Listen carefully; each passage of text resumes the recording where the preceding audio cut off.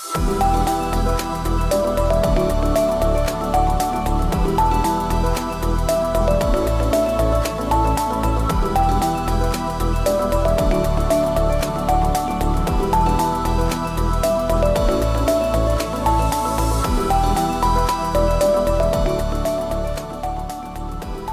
morning, everyone, and welcome to Money Thoughts, the show that helps you think about, better understand, and have more power over your money.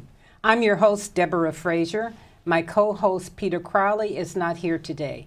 Today's show is sponsored by the African American Chamber of Commerce of New Jersey.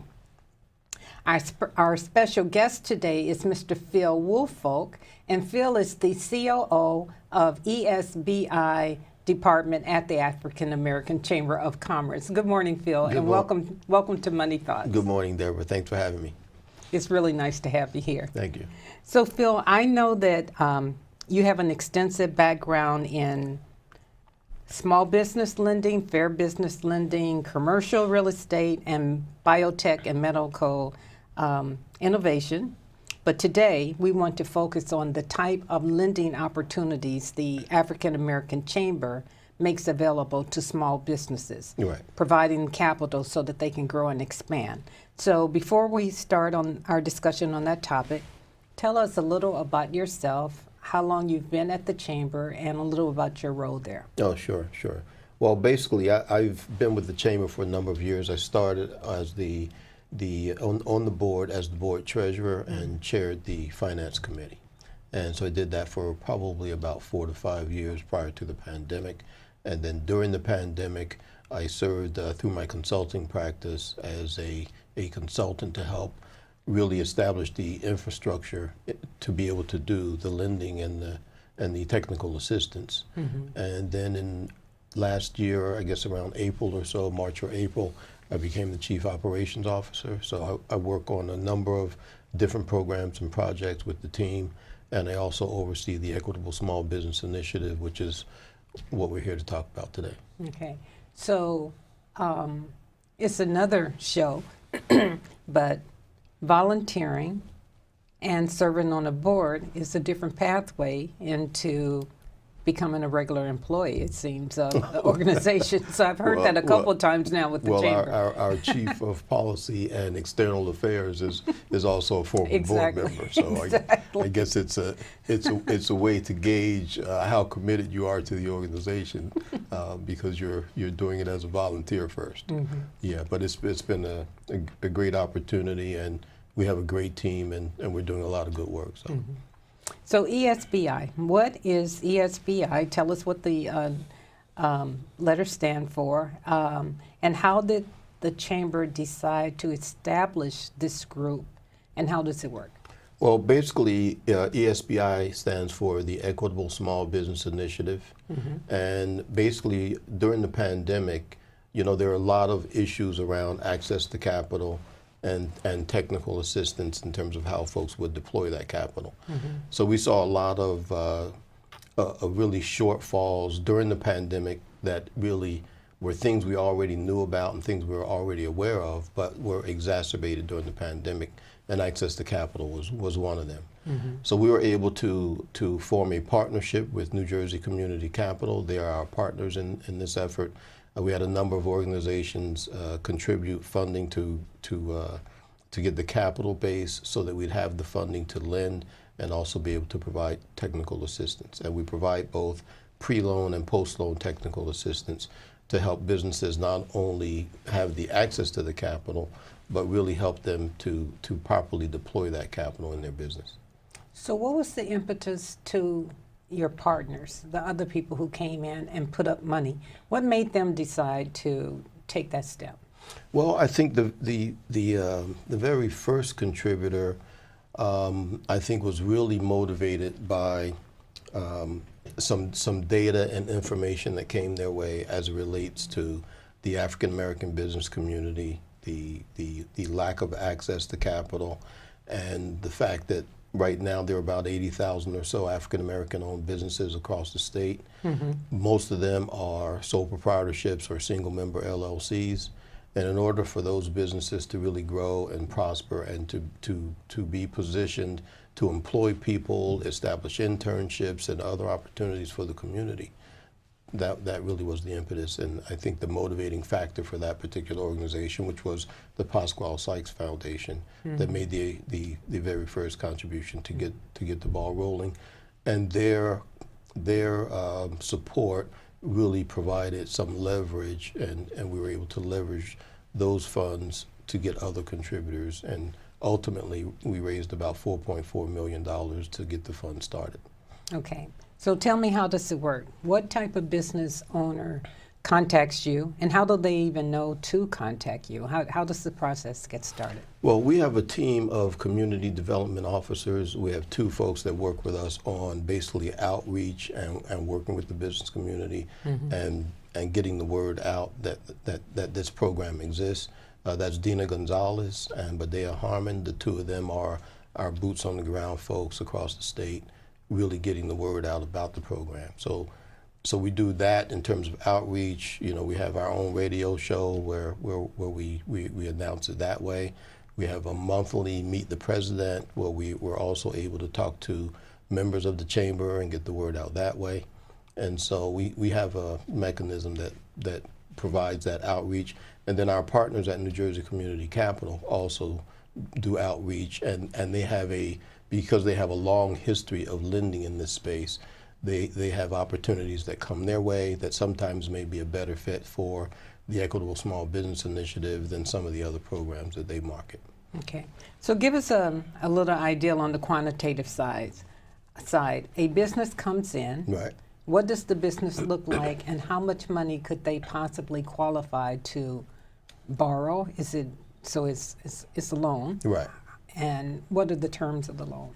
Well, basically, we have our loans kind of fall into 2 categories, right? So because of the pandemic, we still have a relief loan category, and relief loans go up to $75,000. Starting where? From $10,000 to $75,000. $10,000 is typically our minimum loan. Okay. And so we go up to $75,000 for relief loans, and those relief loans are typically at about 3%. And the term might be from 3 to 5 years, depending on the business and their cash flow. And then on the other side, we have expansion and recovery loans for those companies that are looking to grow and expand. They may be looking to add additional employees. They may need equipment. They may be purchasing real estate, a number of things to really help to expand their business. And so those loans are typically at a little bit of a higher rate. And the terms may be similar in terms of 3 to 5 years, depending on the cash flow of the business. And some of the loans on the relief loan side may also have a free period of where they don't have to make a full payment of principal and interest. So the underwriters kind of work that out based on what they see in the business and the cash flow and the revenue. So the business that comes to you, Phil, and applies for ESBI loan, would they normally be able to qualify with a regular bank? In some cases they may, in a lot of cases they may not. You know, during the pandemic, the SBA for the Paycheck Protection Program loans and the Economic Injury Disaster loans, they reduced the credit score requirement to about 625 or something like that. And so, you know, what sometimes was it before? Probably 640 Okay. or 650, somewhere in that neighborhood. And so the lower score helped more organizations be able to get funded. And so what we tried to do with the Equitable Small Business Initiative is really to replicate that standard. So we have most of the businesses that are probably around 625, you know, but sometimes organizations may have some mitigating factors that will reduce that credit score, you know, things like hospital bills and things like that. So it really depends on what the circumstance of the borrower is for us to determine whether or not we can make that loan or not. So let's go back to the pandemic for a moment. You said that in a prior conversation we had, you said that the chamber had a very special role in helping businesses access the PPP loans Right. and other loans that were available, and that many small businesses in New Jersey represent the expense side of the balance sheet for the state. So can you explain what that means? Well, I think what's kind of started this process was during the pandemic, our founder, president, and CEO, John Harmon, got a call from New Jersey Economic Development Authority basically asking if the chamber could serve as a resource partner to really help the small business community during this economic downturn. And so that started the opportunity for us to really work across the state in the lending space specifically. And initially it started as us helping with the SBA Economic Injury Disaster Loans and the SBA Paycheck Protection Program loans. Because as you know, during that time, a lot of small businesses really were not gaining the proper access to the SBA PPP loans, and a lot of it was just based on how the CARES Act was initially structured. So if you're in an environment and you're a banker and you're a relationship manager and you have a list of core clients that you're responsible for that owe your bank money, then of course if there's an economic downturn, your focus is going to be on those clients of yours. They get a priority first because, okay. Right, because they want to make sure that their clients are going to be in a position to pay them back. Right. And so if you have a checking account and you don't really have a commercial loan relationship with the bank, then you're really not on the list of folks to call. And because it was really crunch time for everybody, then the banks are focused on their clients, and then the customers of the bank who were not necessarily loan clients really were at the tail end of the cycle. And so we were able to kind of serve as a mechanism and an intermediary with our banking relationships to really help folks gain access to that. So give me an example. I mean, not using individual names, but give me an example of what a company looked like or what a business looked like. They weren't able to get a PPP loan. They came to the chamber and you did what? Oh, sure. Well, a number of those companies were basically small companies. A lot of them were sole proprietorships, but surprisingly, a number of them, or surprisingly initially to me, was a number of them were even churches, right? So local churches who had in the past probably had large loans for their churches, but had since paid those loans off and now basically have a depository relationship with their financial institution. So they were not on the radar for consideration or on the list of folks to call because they had no debt with the bank. And so institutions don't really want to loan to churches because they don't want to be in the position of having to call in that loan for some reason. Well, also. a lot of those institutions had made loans to the churches. It's just that a lot of churches, especially in the African American community, over the years have paid their loans off. And so they no longer have loans. A number of them no longer have a mortgage. And so because of that, they were not on the list of folks to contact because there was no debt. Right. Right.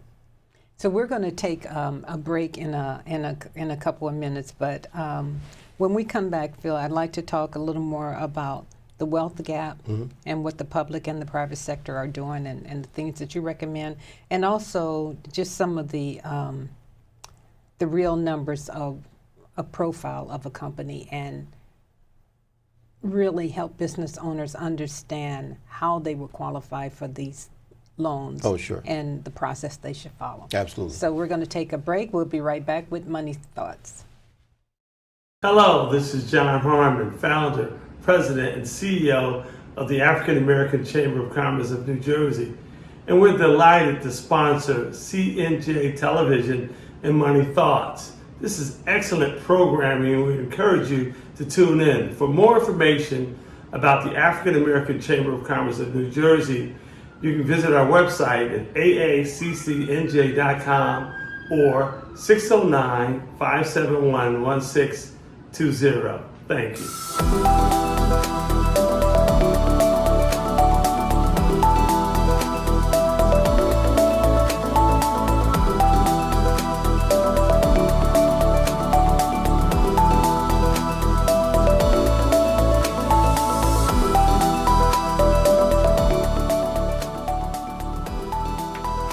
Hello and welcome back to Money Thoughts. My special guest today is Mr. Phil Woolfolk, and Phil is the COO of the ESBI Department at the African American Chamber of Commerce of New Jersey. And ESBI stands for the Equitable Small Business Initiative. So Phil, thank you. This is so interesting. I'm just kind of learning more and more about this. Sure. So let's take a look at a profile of a business owner that came to apply for an ESBI loan, and maybe a little bit about why they could or could not have gotten a loan at the bank, why they're appropriate here. But what does the industry look like? What do their financials look like? And what would make you say yes? Oh, sure. So I would say that the business that is successful at getting a loan through the Equitable Small Business Initiative is one that's probably about 5 or more years old. It's a business that has revenue, that has their financials to be able to demonstrate their revenue, and has a business plan, and they have the wherewithal to operate their business, and they're showing the cash flow to be able to meet the debt service, right? So when we talk about the technical assistance, for example, one of the things we do is pre-loan technical assistance. And the reason we're doing the pre-loan technical assistance, and the reason it's challenging for some of those borrowers to get funded through a traditional banking source, is that you go into a bank for a loan, they're not going to help you with your business plan. They're not going to help you with projections. They're not going to help you put your financial package together. They're not going to help you really do all the things that you need to have done when you go into a bank for a loan. So because we're working with smaller businesses, a lot of times they have a lot of expertise, and whatever it is they do to generate their revenue, that's their core expertise. They don't necessarily have the expertise on the financials, the business planning, the financial projections, and all those things. So that's what we help them with. So this is the really exciting part. Right. So this is what's really getting my interest. So you have a small business owner come into you, and they're running their business, as you said. Right. But they don't have all these other things. So you do what? You have a program that you put them through? Or? Well, I'll share the process, right? Okay. So we have something called a digital intake form, and it's the process by which a potential borrower comes to us. So they complete that form, they provide a ton of information there, and basically preliminary information, and then our community development officers, either Dina Gonzalez or Badea Harmon, basically then interview that prospect. And then that person provides some additional information, some additional data. We identify what areas of pre-loan technical assistance they may need, and that leads up to helping them get to the point where they can actually make an application, because that digital intake process is not really the loan application. That's how we identify what services are they going to need for us to help them get funded, right? And so that is a process that you don't really find in a traditional banking environment. When you go in to see, say, a loan officer at a bank, they expect you to come in with a package of the information they need to get your loan to the underwriting table. What we basically do is some of the hand-holding to get the client to that point, and then once they're ready for underwriting, then they complete an application, and that package gets submitted, and we go through the normal process of determining whether or not we can make that loan. That is so important, Phil. So when we had the PPP loan, did that whole process, the lack of having that kind of documentation, have a lot to do with why many small businesses of color weren't able to get maybe they did not have a banking relationship, but they also did not have this technical expertise and a package together. Absolutely. As a matter of fact, the folks, a lot of the folks we worked with to help them get funded through either the economic injury disaster loans or the SBA Paycheck Protection Program loans, it was the same thing. It was like a pre-loan technical assistance component to really help them assemble the information they needed to get funded. And so, because it was crunch time, and because the banking industry was really overloaded, and I think a lot, no one had the level of resources really needed to address this fully, and that's why it really required a collaborative effort. So we had we continue to have some really great relationships with our financial partners in the banking industry, and through that collaboration with us kind of taking the ball up front and helping support some of those clients to get to the point where they could apply for those loans, and then being able to hand those off to our banking partners who could ultimately then see at least on the Paycheck Protection Program loan side, that they are able to get funded through that process. Mm-hmm. And then on the economic injury disaster loans side, we were a component to help them with submitting those loans to the SBA. Okay. Do you have one success story that you'd like to share? Not necessarily with PPP, but with ESBI. Well, I think with ESBI, we've had a number of really good successes. I think one that comes to mind was really a collaboration between the Equitable Small Business Initiative, mm-hmm. and we also have the Small Business Bond Readiness Program. And so one of our clients was able to get a loan through the Equitable Small Business Initiative, and through that effort, they were able to use their bond that they had received through the bonding process to then be able to get a contract that was substantial for their business. So put some numbers with that so I can better understand it. So they qualified for how much with an SBI loan, mm-hmm. and then that gave them backing for a bonding, for a contract, right? So let's say, what size? All right, so let's say you have a business that they have a contract, or they're getting a contract, and sometimes on the accounts receivable side, in terms of how those contracts begin to pay out, mm-hmm. there's a delay between the time services are provided and the time they actually receive a payment, okay. right? And so sometimes they need a working capital loan to be able to pay their employees, to be able to cover their expenses, to be able to cover supplies and materials, and they're not going to get paid for that contract, a portion of that, maybe for 30, 60, 90 days. So we help cover that gap between you providing services to your client and your client paying you for those services. And that working capital loan is that access to capital allows that business to get a contract and deliver on that contract, which is a contract they really would not been able to support out of their own pocket. So mm-hmm. they're able to finance that. Mm-hmm. And so that's the difference, and that's one of the ways we can help companies really grow and expand, because now they can qualify for larger contracts because they have the wherewithal to meet the expectations and deliver on that contract while they're waiting for payment for the services they provide. Mm-hmm.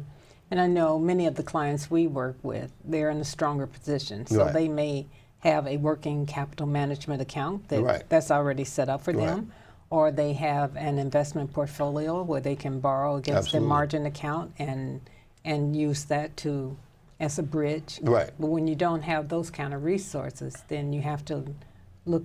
Then you're basically relegated to a smaller contract, mm-hmm. contracts that you can kind of cover and address in a shorter amount of time, and the payout will come after the services have been provided. But you can't grow and expand that way. Mm-hmm. Companies that are operating that way mm-hmm. are kind of operating out of pocket, and there's a ceiling. Once they reach that ceiling, they won't grow beyond that without the capital. So how much have you collected for ESBI, the initiative, and how much have you dispersed so far, and how many individual businesses do you think you've helped? Well, the interesting thing is we've had probably close to 300 digital intakes, right? Mm-hmm. Those are folks who have expressed interest. Okay. A good percentage of those have been really startup businesses, which is not really our focus, but we've been able to establish some relationships to really help to be able to serve some of those clients as well. Okay. Our main focus is businesses who have revenue, businesses who can support the debt service, and businesses who we can work with to help package their financials, their business plan, and those kinds of things. Businesses that are really starting, like 0 to 6 months or 0 to a year old, those businesses in large part are really more in need of equity investment or equity capital as opposed to debt capital. Right. And so we're having conversations now about how we can better serve some of those clients. Okay. But to answer your question about numbers, I would say we're a little over $1 million in terms of what we've actually closed so far. We have some clients who have lines of credit and they have not either tapped into those lines yet. But they've been established. Right, or they haven't fully exhausted their lines yet. And so in terms of what's been dispersed, it's probably 1.1 million, somewhere in that neighborhood. We have raised some additional capital over and above the initial 4.4 million. Those numbers escape me at the moment. But the good thing is that because of the success of the program and the organizations that have supported the program, you know, they see that we're moving in the right direction. We're having successes. We've helped probably 16, 17 companies so far in terms of the companies that have actually closed. And then we have a pipeline of businesses that have been approved that have not yet closed. Okay. So we only have about 1.5 minutes left, Phil, and I want to ask you, is there a time limit? I mean, will ESBI be there for years, or is this something that's going to go away if you use up the $4 million? And then I'd also like for you to give business owners an opportunity to know who they should contact if they have interest and if they have need. Who should they contact? Oh, sure. So I would anticipate that the Equitable Small Business Initiative will be around for a number of years. We'll continue in our partnership with New Jersey Community Capital on that. We have some other things in the works that will expand our capacity in terms of our ability to make more loans and our ability to do more in terms of technical assistance and both pre-loan and post-loan technical assistance. And who should they contact if they want to find out more? We have a dedicated email address, and that is ESBI. Let's see.